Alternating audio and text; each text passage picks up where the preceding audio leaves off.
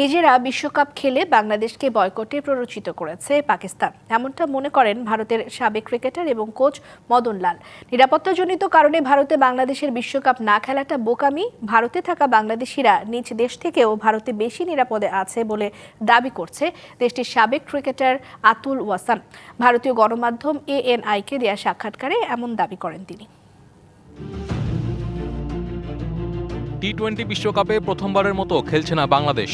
দেশের পাশাপাশি এ নিয়ে সরগরম বিশ্বের ক্রিকেটাঙ্গন। এরই মধ্যে ভারতের সাবেক দুই ক্রিকেটার দিলেন ভিন্ন এক মন্তব্য।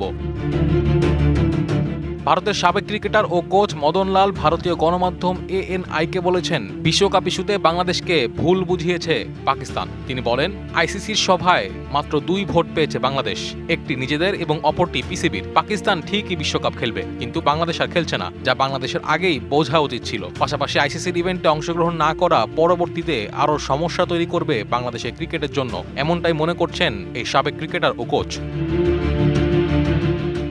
বিদেশ থেকে দেশে রেমিটেন্সের টাকা আসে নিরাপদে, তাই আজই আপনার আপন। ভারতের আরেক সাবেক ক্রিকেটার আতুল ওয়াসান করেছেন আরও বিস্ফোরক মন্তব্য। নিরাপত্তাজনিত কারণে বাংলাদেশের ভারতে না খেলা সম্পূর্ণ বোকামি বলে মনে করেন তিনি। পাশাপাশি তিনি বলেন, এমন নিষেধাজ্ঞাই প্রাপ্য ছিল বাংলাদেশের।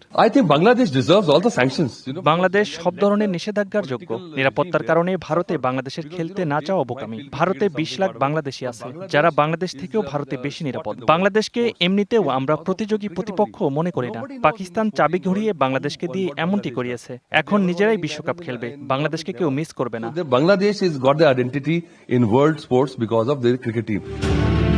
ভারতের সাবেক ক্রিকেটারদের এমন মন্তব্য নিন্দনীয় তো বটেই, কিন্তু আসলেই কি সব বিবেচনা করে নিজেদের বিশ্বকাপ থেকে সরিয়েছে বাংলাদেশ?